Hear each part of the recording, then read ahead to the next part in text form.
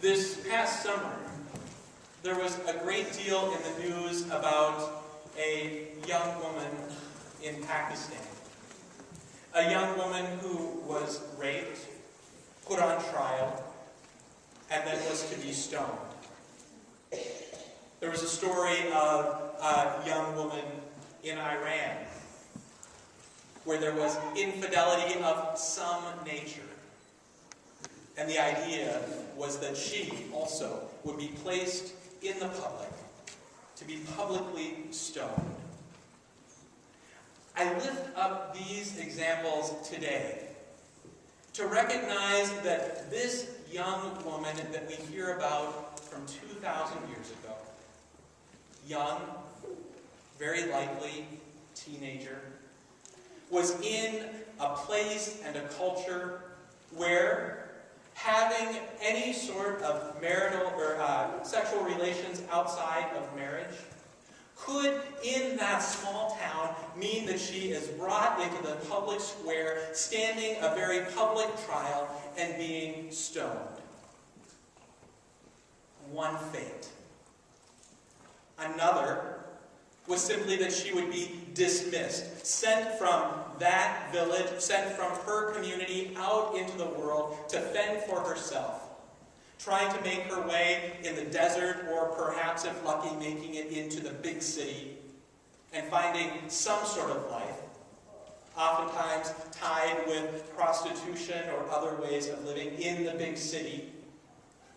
And there she might be able to care for herself, maybe the child.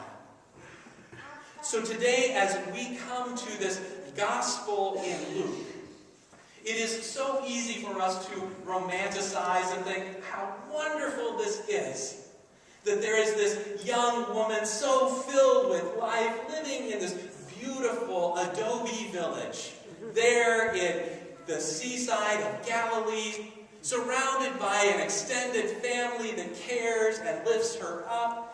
And how excited she must be to have found out that she is pregnant, and soon there is going to be a baby in her life that she can sit in the rocking chair and nurse and care for. Those might be our preconceptions. The reality was very different. And so today, as we hear about this young woman, and this angel coming upon her, the messenger of the Most High, coming to her and proclaiming that she has found favor with God, the Holy One who sings across the ages, that here in this place she is going to conceive a child. I imagine a big, long pause. Or perhaps, maybe other teenagers today would be more apt to say what? What are you talking about? But there is a pause.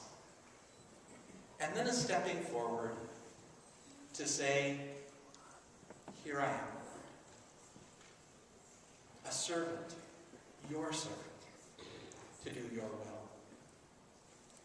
What an incredible step of faith, or craziness, to say that in the midst of this community, where she could easily be expelled or stoned, that she was going to take this choice and live with it. Come whatever may be, walking in the ways of this Holy One who has surrounded her, with whom she has found favor. Here, an incredible witness that perhaps we ourselves would question. I don't know about you, but I know that when there are hard choices in front of me, I'm not someone who easily just leaps. Woohoo! Get to go! I'm someone who is more apt to sit and think about it and ponder and struggle and try to figure out, what does this mean? What does it mean for me? What does it mean for my family? What does it mean for the community that I'm a part of? What does it mean for who I say I am or want to be? And I think many of us struggle with that. When a difficult choice is put in front of us, one that even may bring forth the most incredible life. We wonder, we ponder, we struggle with what that looks like. And yet we know from the story that she said yes. And what implications does that have for us?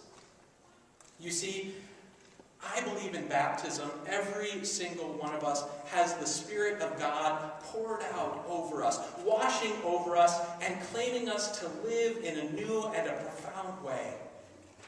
In the waters of baptism, we are lifted up as children of God, chosen ones of God, who are about bringing life into the world. An incredible witness.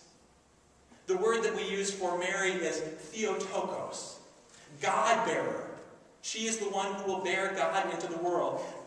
I believe in the waters of baptism, we are all lifted up as Theotokos, as a God-bearer. One who will bring life into the world in many and various ways, and for each of us in very different ways. Mary is said that she will bear a son. One who will bring the reign of God, the promise of the ancestor David.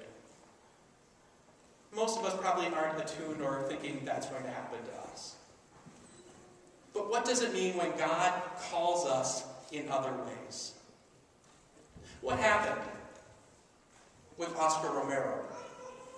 When Oscar Romero was called and claimed as a child of God to serve the church in El Salvador, with the understanding that God's life was breaking in among the people. Lifted up as someone who was viewed as being somewhat nerdy and academic, not someone who was going to shake things up. But in the midst, God's Spirit called him to a life of witness and action. He moved forward in faith, stepping out, proclaiming that the world would be different for the people of God.